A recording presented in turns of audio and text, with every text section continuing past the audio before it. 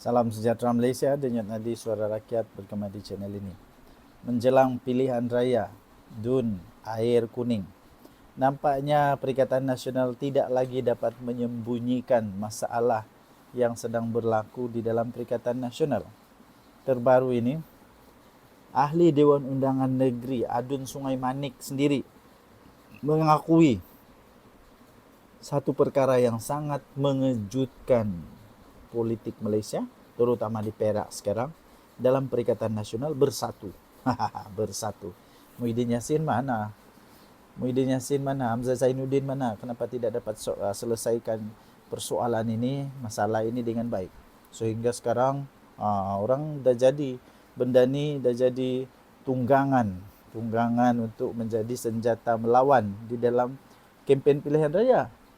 Belum apa-apa lagi nampaknya sudah kalah ni. Aduh. Ahli Dewan Undangan Negeri, Ahli Dewan Undangan Negeri Adun, okey. Adun Sungai Manik, iaitu Datuk Zainul Fazli Paharudin. Beliau sendiri mengakui bahawa tidak dimaklumkan langsung oleh Perikatan Nasional PN Perak tentang keputusan menukar tempat duduk di Dewan Undangan Negeri DUN Perak.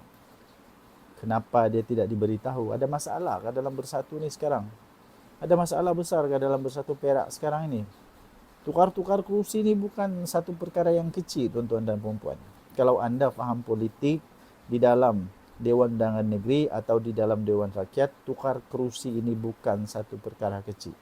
Ini menunjukkan perkara besar yang mungkin sedang berlaku. Nah, jadi apa sebenarnya yang sedang berlaku dalam bersatu Perak ni? Beliau turut difahamkan adun-adun dari PAS dan adun daripada Parti Pribumi Bersatu Malaysia atau Bersatu juga tidak dimaklumkan mengenai pertukaran tersebut. Kenapa ya?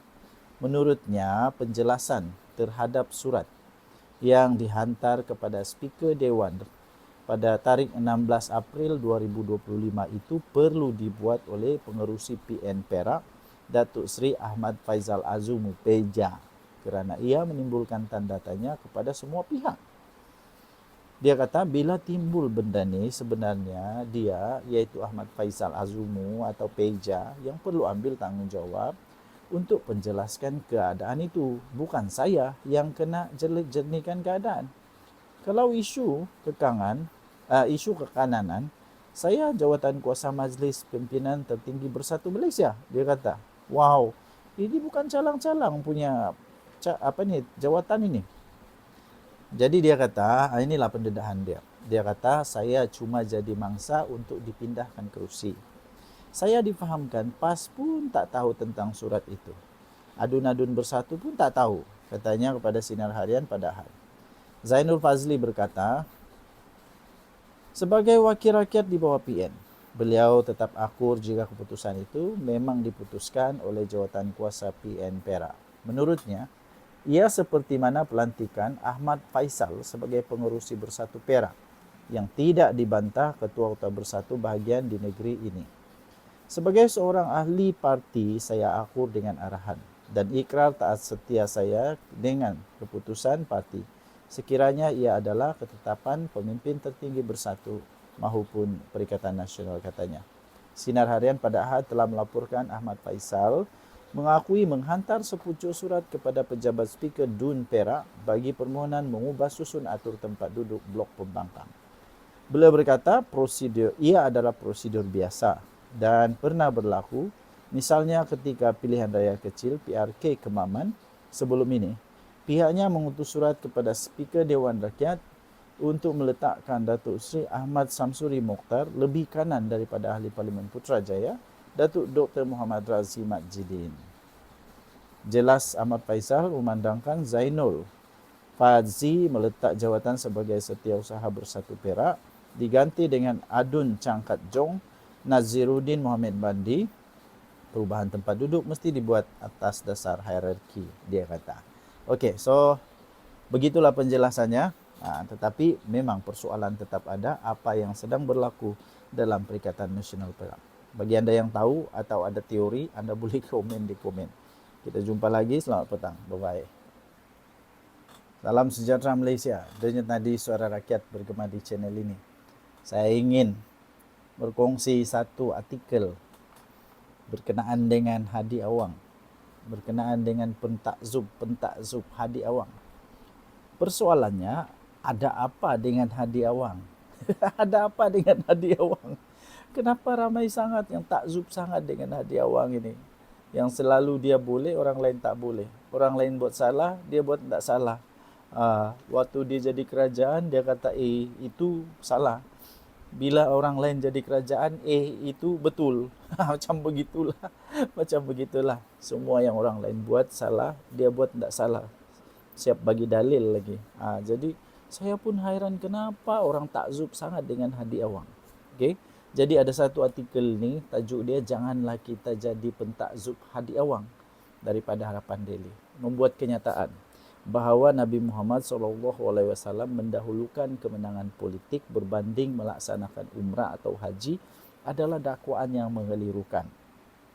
Pengarah Jabatan Pemahaman dan Pemantapan Agama PKR, iaitu Amidi Abdul Manan, mengingatkan Abdul Hadi bahawa bulan Zulkaidah merupakan bulan haram berperang dalam budaya masyarakat di Jazirah Arab pada ketika itu.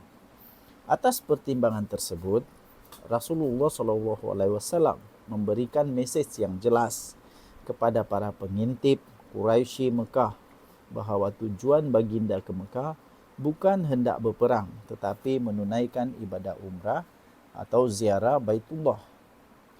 Apabila terdapat halangan untuk meneruskan tujuan asalnya, maka baginda tiada pilihan selain memeterai perjanjian.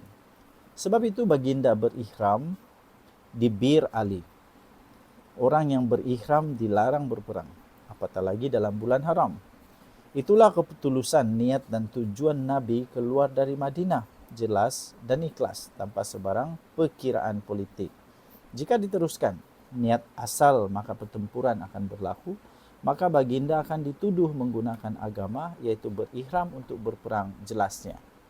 Beliau berkata demikian ketika beliau mengulas ucapan daripada Tan Sri Abdul Hadi Awang mengenai keutamaan untuk mendahulukan kemenangan politik berbanding tunai umrah dan haji. Beliau berkata, ia mengambil ibrah peristiwa Rasulullah SAW yang dihalang melaksanakan umrah hingga termeterainya perjanjian Hudaibiyah. Kata Amidi, jelas amat jauh perbezaan perjuangan antara Abdul Hadi Awang dengan perjuangan Nabi Muhammad yang tidak mengizinkan sebarang ruang untuk perjuangan murni Islam difitnah dan diburukkan. Maka dia kata, marilah kita menjadi pentakzub Allah dan pentakzub Rasulullah. Jangan kita menjadi pentakzub Haji Hadi Awang, ujarnya. Yang terakhir itu paling saya setuju. Manusia sepatutnya takzub kepada Tuhan, bukan kepada sosok peribadi.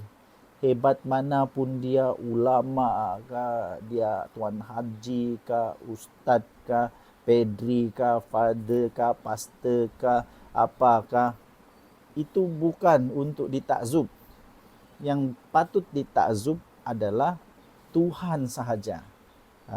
Tuhan sahaja, bukannya pribadi, ya, bukan pribadi.